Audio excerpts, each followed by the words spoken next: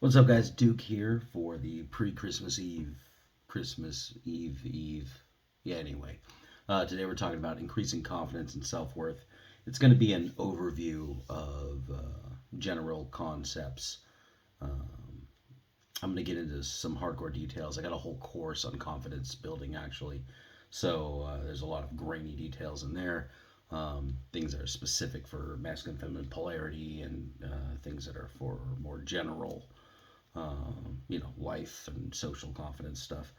But today is just a quick overview on some larger concepts like self care and building new social skills and stuff like that. Um, Later on, like I said, I'm going to get super granular. If you have any questions on this stuff, feel free to leave a comment in YouTube or send it to me on dukedigitally.com, and then we will um, go deeper, because obviously confidence in general is an over glorified subject with so many little nuances. And so today's going to be a little bit of a primer. Let's jump into it. There's several things you can do to increase confidence and self worth, and I'm gonna focus on more self worth today because here's my basic thought on self worth. First is self worth is generated by really your ability to trust yourself. I've been teaching this for years. If you can keep your own promises and trust yourself, then you'll have a much better feeling of self worth. Your self worth will gain, your confidence in yourself and your ability to trust yourself will gain as you continue to keep your promises to yourself. That's like the core of it all. Um, a lot of people who don't, guys in the workshops, they don't have the confidence to hold a conversation, or they don't have the confidence to approach somebody and hope that it goes well. A lot of the problems that they have are specifically that they don't trust themselves to keep their own promises to themselves. Like, okay, well, she's really cute. I'm gonna go talk to her and see, whether we vibe or not. And then they say, I'm gonna go talk to her, and then they don't go talk to her, and then they prove to themselves that they're lying to themselves, and they back up whatever negative impressions or limiting belief systems they have in their own mind, and they back it up by not taking the action and seeing the new reference experiences that they could have. Uh, and very quickly, especially in our 3 day workshops and our 7 day workshops, guys will go and then they'll actually do what they said they were going to do, even if it's small. It's like, I'm going to walk toward her. Some Matt Artisan used to do all the time. It's like, just move towards her. That's the first step. And then say something or make eye contact and hold it or whatever. And then you start stepping up through those steps. And eventually you start keeping your promises to yourself and building up the self worth and your ability to, like, I'm gonna do this and it's not gonna matter, and I'm gonna do this and I kept my promise, I kept my word to myself, so I'm cool. And then as you step up and get more risky and get more ballsy, then you start believing that you can accomplish the things that you never thought you could accomplish before. And it's very systematic. And like I was saying in the video about iterative progression, like, it always works. As long as you keep moving forward, it always works. So the core of confidence building is really self integrity. It's being able to keep your promises to yourself. If you can do that, then you can start tactically setting goals that move you in the direction of where you eventually want to be. And that works anywhere. That works, getting over approach anxiety, attracting women, having full blown conversations, making good sexual selection, breaking up with people that you should not be with, and getting out of relationships that you don't feel like you can stay in. Um, the more you know yourself, and then the more you keep confidence in the fact that you know what's best for you, the better you take those actions and the freer your life becomes in moving toward the goals that you have, as long as you know what they are. So that's the core of it all. But along those lines, besides just like doing a bunch of shit and trusting yourself and iteratively going through the process, You can focus in these major areas, and there's 1, 2, 3, 4, 5, 6, 7 of them. One, self-care. Practicing self-care is super key. I have a whole book I wrote on self-care for emotional development. I think it's coming out in February. It's in the editing process right now. But basically, your well-being is affected by a number of different factors. You may not be getting enough sleep, so you're irritable and your options close. You may be eating the wrong things, so your mind is foggy, and then you can't be creative when you need to be creative. You may be hanging around a bunch of negative people who keep your RAS focused on the negative things in your life, and keep you in a high anxiety mode. That you might need to hang out with them less, right? You may not do the things that you love to do, and you kick yourself for not indulging in the things that are super fun for you. Like me, I'm lucky enough to have built my career as doing the thing that I love to do. Right? I love coaching. I love helping people. I love shooting content. I love this stuff. Right? So it's built in to my professional life that I'm doing the things that I love to do. So it fulfills me every day to hear conversations with people who are getting results, and people who have gotten good relationships because they're following the concepts that I'm teaching. And it also is really exciting to smash my concepts up against the world, and then when they break, find new solutions. I love growth and like just forward movement, forward progression. The key to happiness from a Tony Robbins perspective is progress. It's moving forward towards a goal or whatever. And that's really it. Like, that's happiness in general. If you look at the Seligman stuff, he talk more about generativity as the key. But I think on your way to generativity, you can still generate happiness just by progress. If you don't have the cup runneth over, so to speak, to be fully generative, and you're still kind of hacking and slashing at the base of the Maslowian pyramid, you still can create happiness by constantly moving forward and progressing, seeing your progress, which also why I think journaling is so important in self-care. But if you take care of yourself, and you give yourself the access to all of the things that you can access, like if you sleep enough so that you're not foggy anymore, you eat the right stuff so you're not foggy anymore, you get the exercise that you need to get so you feel strong and you're not in a like a haze or a fatigue state, you're gonna have a much better time attacking goals with a positive mindset, and you're not being stuck and being all anxiety ridden the whole time. There's a lot of talk in the blog space about this thing they call toxic positivity, and I did a bunch of looking for actual research on this thing, and it's just a bunch of virtue signaling assholes trying to talk shit about how they don't like the feeling of people being positive. Like, okay, fine, hate that, but there's not a lot of research on how negative that is for your life. The more your RAS is focused on opportunity and less on anxiety and dealing with future projections of negative outcomes, the better you're going to see new opportunities. And I think that's one of the most important things that you can focus on, especially when life is really, really shitty, when it's really dishing out the suffering like crazy.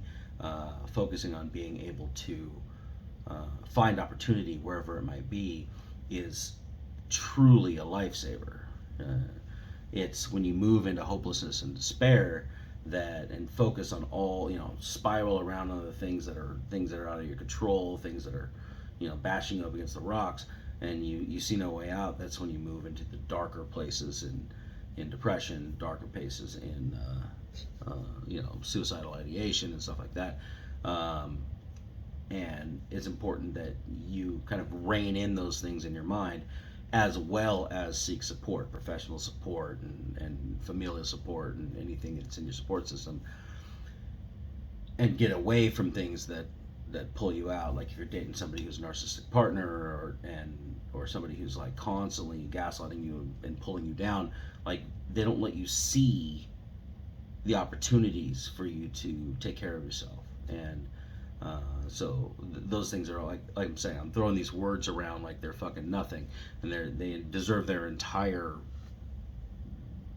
group of videos and blog posts that break down what it's like, to deal with narcissism, and to deal with low self-esteem and all this other stuff. Like I understand that there is a fucking deep trough of stuff to talk about here, but the first way that you can move towards higher levels of self-confidence is to actually take care of yourself.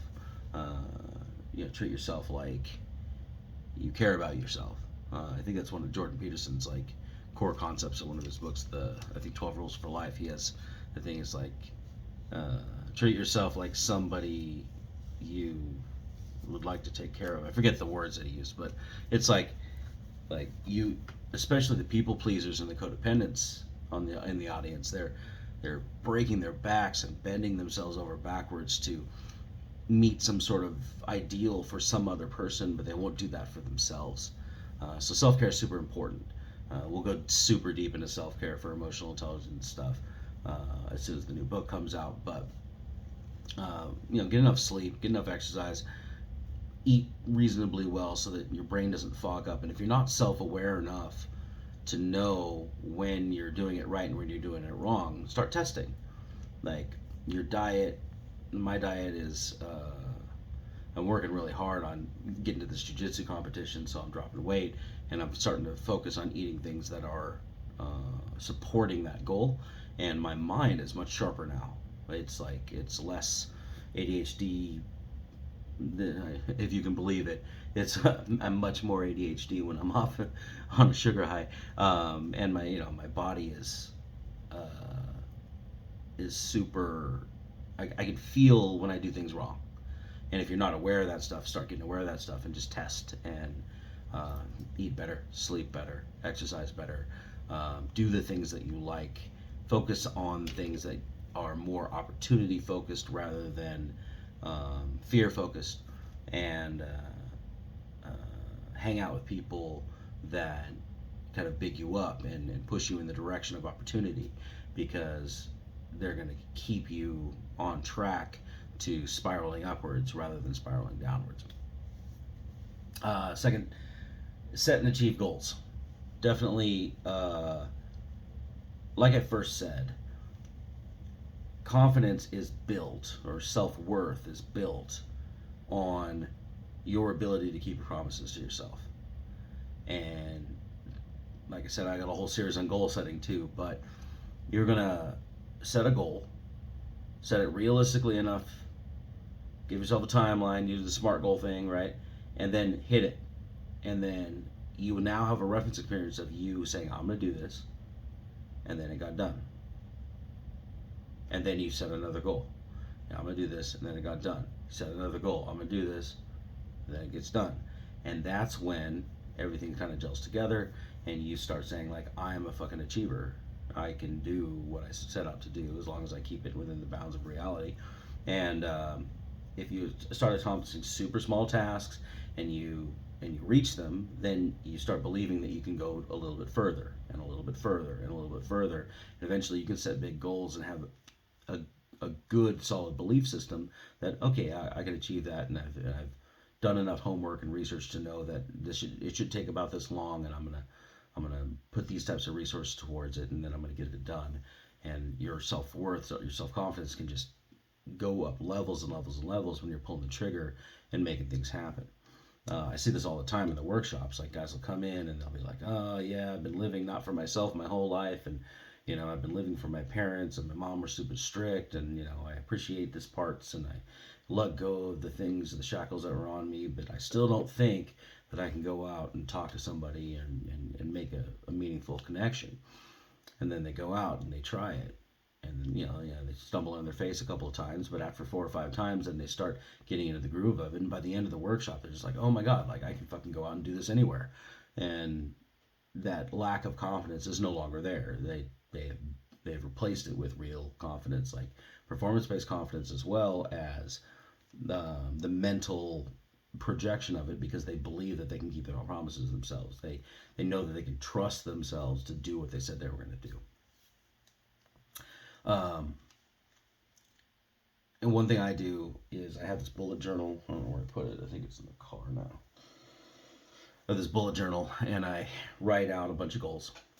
And then when I look at a goal and I see, okay, is this realistic? Is it small? Can I get it accomplished? If I don't, then I break it down into smaller tasks until I can pull the trigger on it. Like, for instance, I had a whole big old social media plan for this new phase of my own for Intimacy Liberation Army, and I knew, because I've done the YouTube thing before, I could film a video every day. I could do the research, I could do the keyword stuff and whatever. But I didn't know if I could do a podcast. I didn't know if I could do the Pinterest. I didn't know if I could do Instagram and do the story cuts and all that stuff. And so I just started attacking it piece by piece by piece by piece. And now we're on 5 different platforms every day and constantly creating content for the masses. And just systematically upping my level. I didn't think that I could go out and do an Alex Hormozy style fucking content in it, but I set my goals smaller. I said, okay, first off, we're gonna make sure we post on Instagram every day, and then we're gonna go do stories, and then we're also gonna do reels, and then once we get the reels done, we're gonna send them all out to Snapchat and YouTube Shorts and whatever. And we kept doing all this stuff. I keep saying we, like I did all this shit. When I say we, because I'm working with a business coach to systematically go through this stuff, but it's me and my company. So as we start getting bigger, we have 4 episodes of podcasts out now, and we're growing, and I know that I could keep this up for the next 3 years if I needed to. And as I run into spots where I'm running out of time, then I'll start to automate and move it forward. And I'm not just taking off a big chunk and assuming I can change the whole world right now, knowing that it's going to take some time to get my systems in place. But I'm pretty confident that I'm going to continue to push the stuff out here and have a business that not only supports me, but supports me doing bigger things with bigger budgets and writing more books and doing more media stuff. And I don't really have a self-worth problem with it. I know it takes a little bit of time, so I'm gonna just keep pushing. And in the very beginning, I didn't know if I could be a public speaker at all, and I just systematically went through that. I didn't know if I knew that I had a passion for dating coaching, but I didn't know if I was going to be good one-on-one when guys are emotionally breaking down in front of me. And I eventually worked my way through that, and I pretty much mastered most of those things. So my self-confidence in that area is fucking badass. So when you set and achieve goals, you learn to keep your own promises to yourself. It just leads you to building self-worth in that area. So thing number 3, first thing was practicing self-care. Second, make sure your baselines are handled. Then setting and achieving goals and keeping your promises to yourself. Next is learning new skills. So a lot of the kind of future projections that you have and you feeling unconfident is fear of the unknown. You're stepping out into a place that you haven't done before. You don't know what the right results look like. You don't know if people are receiving you well, and it's kind of like, I don't know if I want to step into there because I'm not doing what I know. Well, if you learn new skills in that area, then you start to buffer the fear around that area. It's like if you get your base needs met by self-care, then you get your next level by keeping your promises, setting goals, and crushing through them. Your next thing is to learn new skills so that you can crush through goals that you weren't able to conceptualize before. You get new knowledge, you get new strategies, new systems, you get new mentors to tell you how to move to the next level. If you have only ever worked a minimum wage job, and then you want to move up to 25 bucks an hour, and then you want to move up to 45 bucks an hour, then you want to move to 120 bucks an hour, and then you want to move out of hourly and start doing things, into a more bulk type of thing. You just keep stepping up, and you can get confident in that area because you're learning new skills, and you think that that you're worth where you're charging, and you keep moving forward. I don't know how many times I've had a business coach tell me, just double your rates. And I'm like, no, I don't want to double my rates because, it works the way it does work, and I don't want to lose clients or whatever. And then every time I follow one of these people's advice, I get clients at the new rate. And generally, clients who pay more give you a lot less horseshit and are actually motivated to do the work. And back when I was working early on for one of the companies I worked for, I was doing workshops on the weekend for only like $800 for the weekend, and it was ridiculous. Like, the people who came were very like, well, does this stuff really work? And I had to do more about like selling myself and convincing them that I was worthwhile. Whereas the guys who sign up for the 25K workshops now, they have no question. They don't even care about my qualifications. They're like, I'm here to do the work. Tell me something. And then I fucking deliver, and then they do it, and then they get the results, and they're like, fuck yeah, this is the best thing ever. And it's like, oh, like, but from the coming out of the minimum wage side, I was just like, I don't know, why would anybody ever pay 25K for it? Oh, I see. There are people in the world who are willing to pay to get their results, and then you can give it to them, and then they're happy. Weird, right?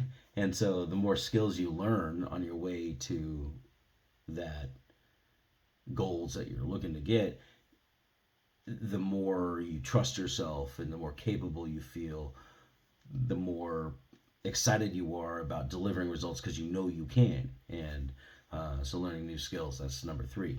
Practice self-care, set and achieve goals, keep your promises, learn new skills. Next thing is surrounding yourself with positive people. I covered this in the self-care part, and I don't want to get any fucking horseshit from you guys about, oh yeah, but positivity is toxic. Shut the fuck up, dude. Like, people who help you see opportunity, who look at the positive side of things, and who don't let you spiral in your anxieties and your negativity, those are good people to have around. And if all you have around is people who are trying to hold you down, people who are trying to make you fearful, people who are trying to make you avoid change and growth, then you're going to have a very hard time growing and changing and facing fear and beating it and becoming adept at calibrating to the suffering in life, because those people are going to keep you focused on the other strategies, the downward spiral strategies, rather than the upward spiral strategies. Have good people around you, people who focus on opportunity and positivity. Even if it's just one and you'll have 0, you're going to have a much better life just by having that one positive person in your life. And if you start becoming a positive person as well, then you can start attracting the other people and build this group of people who believe in you and believe in your vision and help move it forward. I work with a team called the Limitless Mentoring, and it's run by David Sakira. He is a phenomenal human being, and he's surrounded himself, from the copy editors to me as the connection coach to the video editor guys to all of the high-end clients that make up our platinum member group. Like, we are fucking badass dudes that keep each other more badass. Like, you surround yourself with people who are moving the same direction you are, you're going to get there faster. The next one, self-affirmation. I think this is number 6. I don't know if you believe in affirmations. I don't know if you believe in subliminals or any stuff. I come from the world of hypnosis. I got my certification in hypnosis, and I fully believe in the power of telling your subconscious mind things that it should be focusing on without your conscious awareness. Um, I find that when I focus on things like gratitude, when I focus on things like my abilities to get my goals, when I focus on things like the solutions I have designed for my path towards my goals, then I am constantly finding new ways and new opportunities in those pathways to achieve things faster, to be more efficient, to have a better outcome. And so, whether you write down affirmations like "I'm badass" and "everybody loves me" or whatever, you can do that. Tony Robbins has a really good thing where you set down some rhythmic affirmations and then you say them when you work out so that your body's moving and your breath is moving and you're stimulated and in state, and then you, yes, yes, yes, I'm going to achieve this thing, I'm going to achieve this thing. One thing about affirmations I would say is try to make them realistic as well. Like if your affirmations feel like a lie, when you write them down, you say it, you're like, okay, I am the best at this, and then you know that that's not the case and it's never going to be, then the affirmations don't work. I'm not saying that your subconscious can't still focus on those things, but try to do things that are realistic for you in the current moment, right? You can't just sit around and be like, every time I walk in the room, every girl wants me. That's not true, right? It's not something that you can believe for yourself. It doesn't help you with your self confidence. But if you say, people notice me when I walk in the room, that's true. Like you will find evidence for that in the space. You walk in, and some girl will look at you and hold eye contact for a minute, second and a half, and boom, that's believable. You start noticing that thing more and more and more and more. And like I said, with the progressive iteration stuff, you just kind of grow it out, you know. And eventually, you can get to the point where you're self deluded enough that you do think that you make the biggest impact and everybody knows you. And people like me, people like Jackson Jones from ILA, people like David, we do that. When we walk into a room, we assume the impact and we say hi to everybody and we fucking give good vibes and good energy, and people do remember us. People are impacted with us. We make new friends very very easily because we've built this out so far that our affirmations are intrinsic, right? I fully believe that when I walked into the bar tonight, uh, everybody I cared about noticed me, and they did. And I got stopped and talked to by everybody. Some girl gave me a lap dance on the couch. I'm like, oh yeah, I haven't seen you in fucking 4 weeks. She's like, oh yeah, you're so great, da da da. And I'm like, okay, sweet. Like, that's my lifestyle, and so those affirmations are real for me. And so when I set them, and I'm like thinking them to myself, it's like, all right, when I go out tonight, I'm gonna catch the eyes of people. I'm gonna be funnier and more energetic than I normally am because that's my intention. So I set that intention. I go out, boom, it's there. So I'm not saying set affirmations that are false, but you can short step the iterations on that as well. And the last thing with the self confidence, number 7, is seek help if you need it. Some of you are in family systems that are complete trash, and you can't get out of them because they're taking you out of the knees emotionally. Uh, some of you are in relationships that are trash, and I got a call from a girl today. I mean, a text thread from a girl today, and I haven't seen in probably 10 years. And she was just kind of talking about her life and her relationship, and she had been trying to play the good partner for a long, long time, and just had to deal with abuse, over abuse, of abuse, and she's strong. She lied to herself enough to to think that the future was going to be better, that it was going to work itself out if she could just step up and be strong, and eventually she couldn't deal with it anymore and sought help. And she's got, a family law team on the books. She's got Psychologists. So like, reach out if you need to. If you can't, if you don't, you can't get family support. You can't get people in your friend circle who understand or can help you with what's going on. You don't have expertise. They're not qualified. Then you get help. Most of you have medical insurance and mental health parity. You can get with a psychologist, a psychiatrist. You can get the help you need. Reach out and seek out. Don't feel like you have to go through it alone, because one of the coolest things about the modern age of or internet age is that we can reach out and do research on things that we couldn't in the past.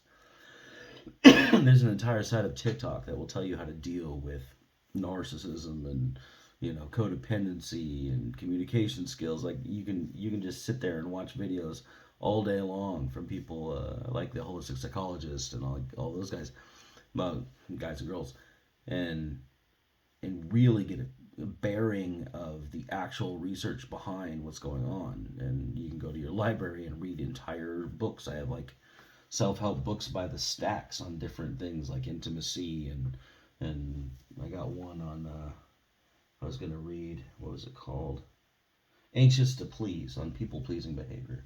I'm gonna read that one and see what's in there. Like, you can get full blown tomes of information on everything, and then you can reach out to somebody who's specifically doing the work that you want to do. I studied a lot of CBT when I was in college for psychology, and I find I didn't like that much, but I did really like what was coming out of the trauma research areas, and I just immersed myself. I got my went to Arizona Trauma Institute's courseware. When I started learning about all that stuff, I got Peter Levine stuff and all the polyvagal stuff, and I really learned how to deal with trauma on a somatic, on a body level. Like, that shit works for me. So as I and my therapist, when I sought her out, uh, she does all that stuff. She doesn't do the stuff that I didn't really agree with, and when I'm seeking help, I'm going to seek the best help I can, and I fucking went after it. So, and it did me a lot of good. So seek help if you need to. Mental health professionals, they're not a dime a dozen, but insurance pays for most of it, and you can find somebody in network and deal with yourself. If you need drugs, if you need psych uh, stuff, psychopharmaceutical industry is, you can fucking jump down my throat about that stuff too, but some people need it. And if you can get a good psychotherapist and a psychiatrist to properly handle your dealing with it, fucking do it. Get it handled, and your life will be much better.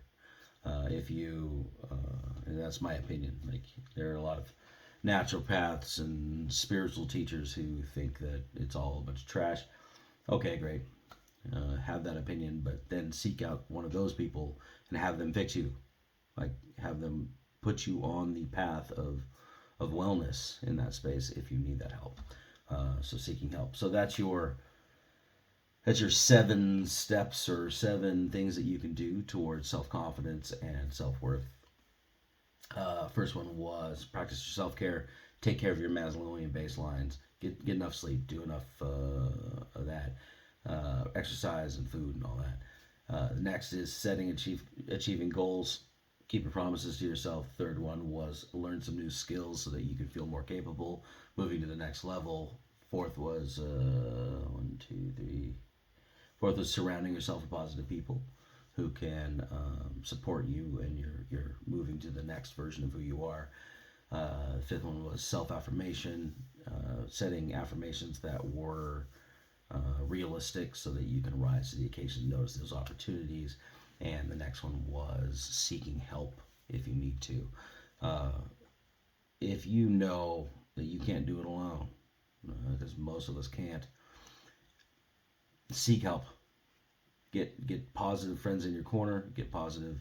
Find the positive family members that will help you build instead of destroy. Find the mental health professionals that will ally with you be your ally, and help you improve and help you grow. And in my opinion, you should definitely just hack and slash anybody that takes you out of the knees. Like, if you if somebody is constantly dragging you down, I'm not talking about being stressed. I've got some friends that have, like, they're dealing with mental health issues with their kids, and, like, yeah, you got to be there for them.